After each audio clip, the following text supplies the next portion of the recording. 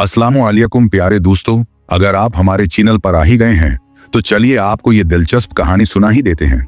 ये कहानी एक गरीब मजदूर, उसकी बीवी और 2 बेटियों की है जो गुर्बत की चक्की में पिसते हुए जिंदगी गुजार रहे हैं। रमजान का महीना है मगर उनके घर में सहर व अफ्तार के लिए कुछ भी नहीं। एक बाप की बेबसी, एक माँ की कुर्बानी और बेटियों के छुपे हुए आंसू इस कहानी को एक दिलगीर रंग देते हैं। लेकिन जब हकीकत सामने आती है तो एक दर्दनाक मगर हिम्मत अफजा मोड़ आता है। पुराने जमाने की बात है, एक गांव था जहां रहमत और फातिमा अपनी 2 मासूम बेटियों के साथ रहे थे। गुर्बत उनके घर घर कर चुकी थी। रमजान का बाबरकत महीना था, लेकिन उनके घर से तो जैसे रमजान की बरकत रूठ चुकी थी। वो जब शाम को इफ्तारी करने बैठते तो उनके पास खाने पीने की अशिया मुयसर न होती। जब बाप और माँ अपनी बेटियों को भूख से बलकता देखते तो उनके आंखों से आंसू ज़ारुख्तार बहने लगते। उनके पास सिर्फ एक पानी का गिलास और सूखी रोटी होती जो वो अपनी बेटियों को खिलाकर खुद भूखे सो जाते। और रहमत की कमाई इतनी नहीं थी कि वो अपने घर वालों को पाल सकता। जब गुर्बत दरवाजे पर दस्तक देती है तो गैरत अक्सर है खिड़की से बाहर कूद जाती है। ये जुमला कई बार फातिमा के दिल में गूंजता, मगर वो खुद को तसल्ली देने के सिवा कुछ न कर सकती। गांव के कच्चे रास्तों पर जिंदगी सख्तियों के निशान थे और उन्हीं रास्तों पर रोज सुबह मजदूर रहमत अपने जूते घसीटता हुआ निकलता। हाथ में पुराना थैला, बदन पर बोसीदा कपड़े और चेहरे पर गुर्बत के निशान। वो दिन भर मेहनत करता, कभी किसी के खेत में मजदूरी तो कभी किसी के घर का सामान ढोता। लेकिन जितनी मेहनत करता इतनी ही ज्यादा किस्मत उससे मुंह मोड़ लेती है। रमजान का पहला दिन था। आधी रात को फातिमा की आंख खुली। वो चुपके से बावर्ची खाने गई जहां कुछ भी न था। पुरानी हांडी में पानी था और चूल्हे पर पड़ी रोटी के चंद खुशक टुकड़े। उसने वही पानी पी लिया और चुपके से रहमत के करीब जाकर लेट गई। उसके दिल में एक तूफान था, लेकिन वो जब्त किए बैठी रही। सुबह हुई तो रहमत रोज की तरह मजदूरी पर निकल गया। फातिमा ने बेटियों को बहला दिया, बेटा रोजे में भूख सहनी होती है, अल्लाह के लिए कुर्बानी देनी होती है। ज़ैनब और मरियम खामोश हो गई, मगर उनकी आंखें सवालात से भरी थी। शाम होने को आई और फातिमा के दिल में हलचल मचने लगी। अगर आज भी कुछ न मिला तो बेटियां रोजा कैसे खोलेंगी। इस आस पर बैठे बैठे आखिर अफ्तारी का वक्त आन पहुंचा, लेकिन उनका पेट भरने के लिए घर में सूखी रोटी और पानी के सिवा कुछ न था।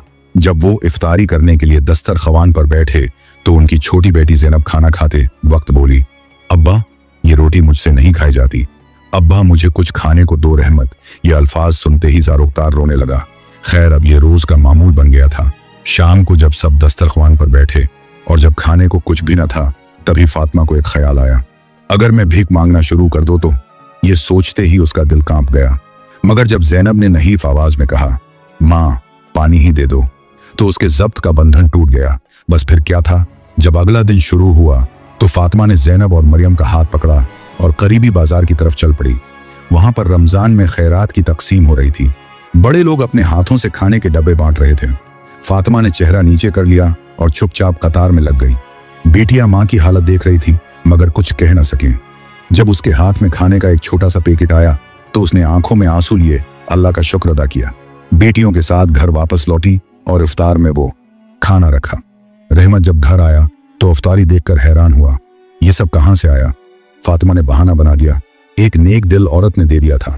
रहमत ने खुश होकर कहा, अल्लाह उसका भला करे, शायद हमारी किस्मत भी बदल जाए। ये सिलसिला रोज का बन गया। रोज फातिमा और बेटियां इफ्तारी के वक्त खैरात लेने चली जाती। पहले तो सिर्फ खाने के लिए जाती, फिर आहिस्ता आहिस्ता कुछ और लोग पैसे भी दे देते।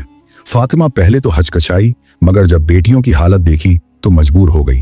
ज़ैनब जो अब 16 साल की हो चुकी थी अक्सर कहती, माँ हम ये कब तक करेंगे। फातिमा आहें भरते हुए कहती, बेटी शायद हमारी आजमाइश खत्म होने वाली है, अल्लाह देख रहा है। रहमत की आंखें खुल गईं।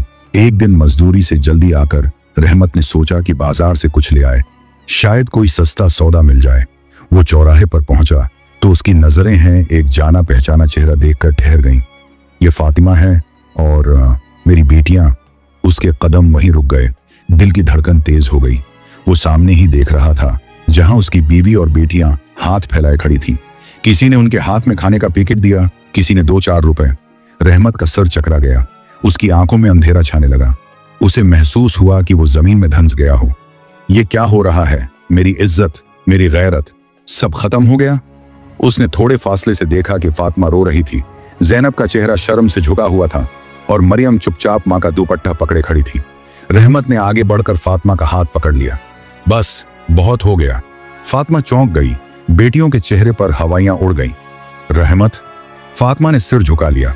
ये सब क्यों किया? उसकी आवाज टूट रही थी। बच्चों की भूख के लिए, फातिमा ने रोते हुए जवाब दिया। इस रात रहमत ने अपने अंदर की कमजोरी को खत्म करने का फैसला किया। उसने मजदूरी के अलावा कोई और काम ढूंढने का सोचा। अगले दिन वो एक दर्जी की दुकान पर गया और काम मांगा। पहले पहल उसे काम नहीं मिला, मगर उसकी मेहनत देखकर दर्जी ने उसे कपड़े सीने की ट्रेनिंग देना शुरू कर दी। चंद दिनों में ही वो बेहतर काम करने लगा और जल्द ही उसे अच्छी मजदूरी भी मिलने लगी। रमजान के आखिरी दिनों में जब उसने अपनी बीवी और बेटियों के लिए नया लिबास खरीदा तो फातिमा की आंखों में खुशी के आंसू आ गए। रहमत, अल्लाह ने हमारी सुन ली। हाँ फातिमा, लेकिन मैंने भी हिम्मत नहीं हारी। अब कोई हाथ नहीं फैलाएगा, मैं वादा करता हूँ।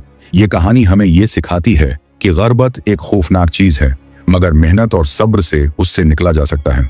जब तक हम खुद हिम्मत नहीं हारते, तकदीर का दरवाजा हमेशा खुला रहता है। जो हाथ आज खाली हैं वो कल भर भी सकते हैं। बस यकीन और मेहनत की जरूरत होती है। प्यारे दोस्तों, अगर आपको ये सबक आमूज कहानी पसंद आई हो तो लाइक, शेयर और सब्सक्राइब जरूर करें और मजीद ऐसी कहानियां देखने के लिए हमारे साथ जुड़े रहिए। शुक्रिया।